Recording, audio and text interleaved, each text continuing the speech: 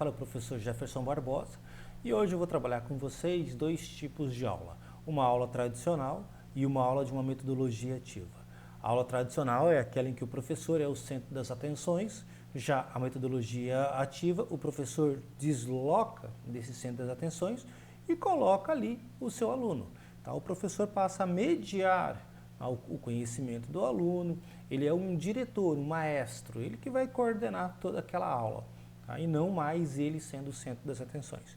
Então essa primeira aula agora será efetivamente de uma metodologia tradicional. O tema que nós vamos trabalhar é igual para as duas aulas, tá? Que é um tema de direito do trabalho. Ao final das aulas, eu gostaria que vocês deixassem os comentários e também desse um like e seguisse redes sociais e tudo mais, bem como acionasse o sininho para receber os próximos vídeos, para a gente ter uma interação maior, ok? Vamos lá então.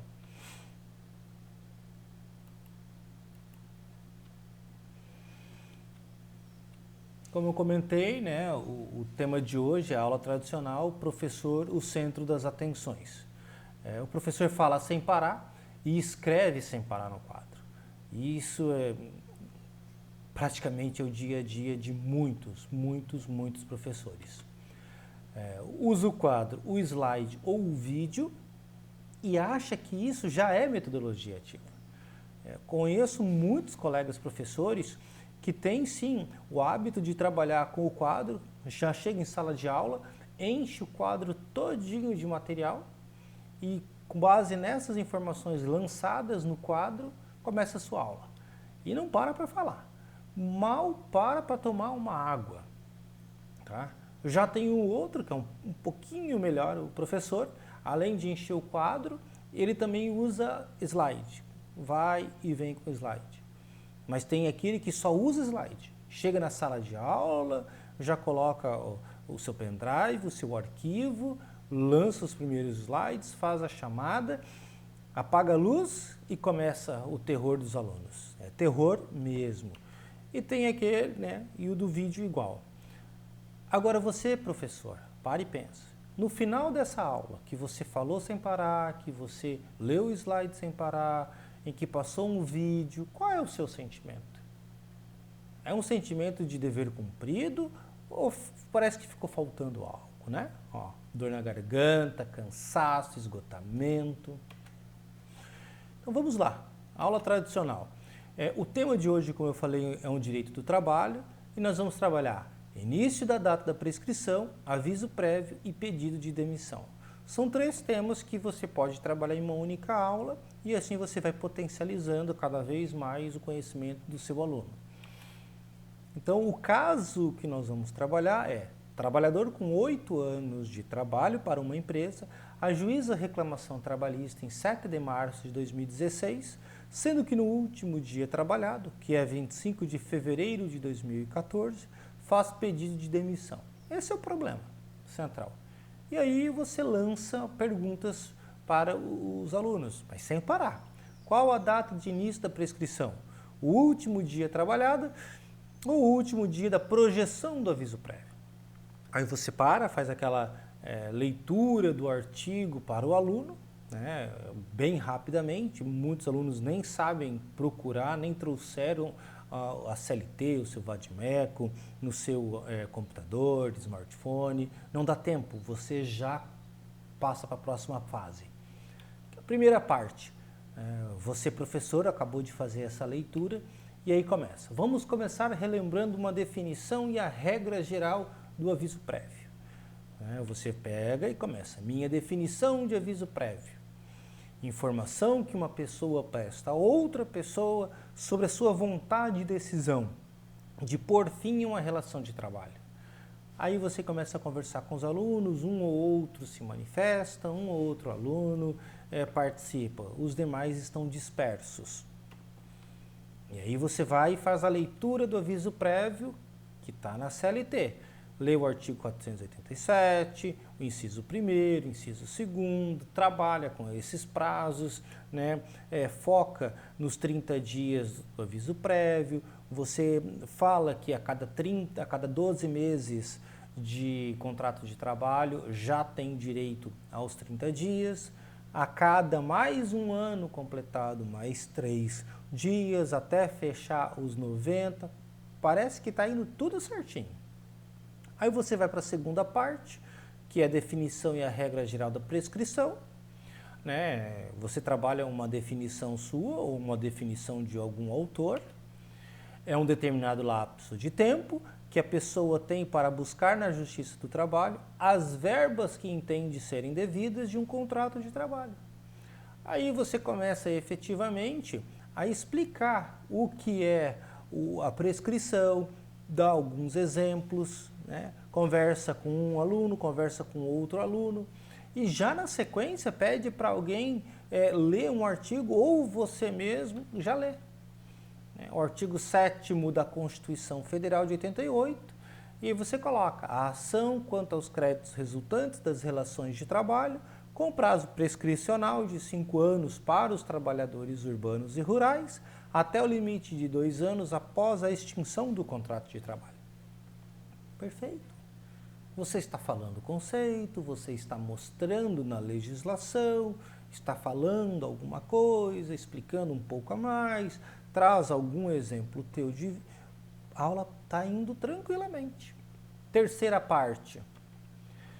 Agora você vai falar da definição e regra geral do pedido de demissão, que são os temas principais que a gente linkou no início dessa aula. E aí você fala novamente de uma definição do pedido de demissão.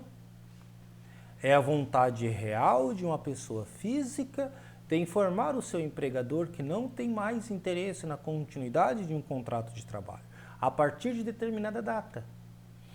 E aí você vem e começa a falar sobre a regra geral do pedido de demissão. Pode ser verbal ou escrito, que se recomenda que seja sempre de forma escrita, para ficar documentado, se porventura tiver algum problema. Não precisa o funcionário informar o motivo do que está pedindo demissão, não há essa necessidade, porque é um pedido de demissão simples. Se o funcionário, aí você pode lembrar, muitos não lembram, se o funcionário tiver estabilidade provisória, recomendável que o seu pedido de demissão seja feito com conhecimento do seu sindicato, né? Dependendo da sua experiência como advogado trabalhista, a sua experiência no dia a dia das lides trabalhistas, você pode lembrar desse fato. E aí você continua.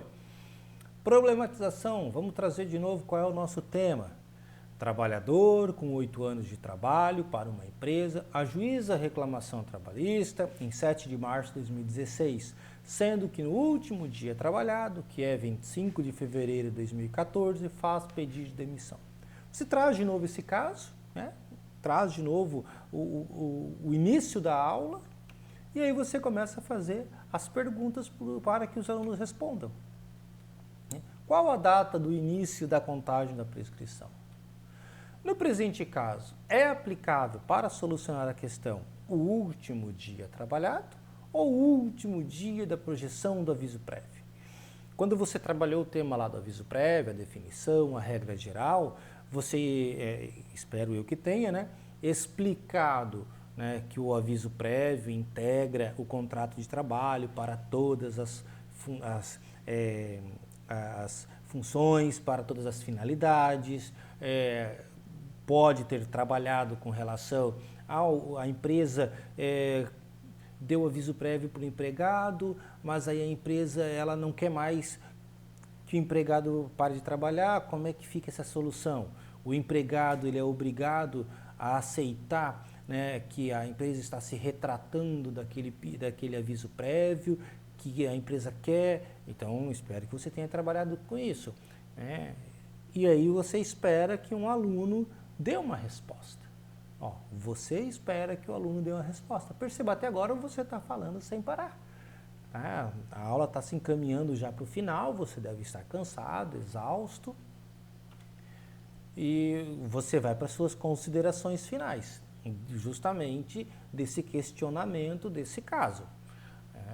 Você pode trabalhar algumas situações, aqui, por exemplo, vou trabalhar duas, que é o caso específico envolve um pedido de demissão, que inclusive você trabalhou o que é pedir demissão e algumas observações que tem que ser feita. Você já traz alguma informação de que, olha, não teve trabalho no período do aviso prévio por iniciativa do empregado. E aí você trabalha, se já não trabalhou, você trabalha. Que o aviso prévio pode ser cumprido, ou seja, a pessoa vai trabalhar o tempo do aviso prévio ou vai ser o aviso prévio indenizado. O aviso prévio indenizado hoje é o último dia de trabalho, ou você indeniza, ou seja, você paga os 30 dias, ou você trabalha os 30 dias, observando as reduções, 7 dias no final, 2 horas por dia, aí você trabalha a diferenciação quando é pedido de demissão e quando é iniciativa do empregado e iniciativa do empregador, o que modifica, ou seja, o tradicional. Você trabalhou tudo isso, mas frisou que, olha, foi por iniciativa do empregado e ele não trabalhou, para fazer um link maior. E aí você passa efetivamente para a resposta. Nesse caso específico, o início da contagem do tempo da prescrição é o último dia trabalhado, ou seja, 25 de fevereiro de 2014. E não tem assim aplicação do parágrafo 1º do artigo 487 da CLT, que trata efetivamente de integrar no contrato de trabalho a projeção do aviso prévio. Via de regra, uma aula tradicional, que a gente está acostumado, é assim. Veja, você fala sem parar. Eu te pergunto, nesse modelo tradicional, cadê a participação do aluno? O aluno está lá sentado. Quantos alunos nesse exato momento estão prestando atenção em você?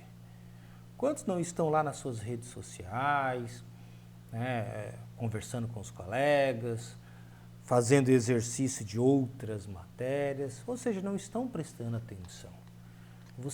O tema é um tema legal, um tema importante para a vida do futuro advogado, mas a aula não conseguiu segurar a atenção e o aluno acaba se dispersando. E aí você encerra, obrigado, tchau, vamos ir lá, até a próxima. E assim se segue, aula após aula. Então, para e reflita. Esse modelo que foi feito agora, e vamos para um segundo modelo, um segundo tipo de aula, em que é uma aula mais ativa, olhando pelo aluno, ok? Um grande abraço, espero vocês nessa próxima aula.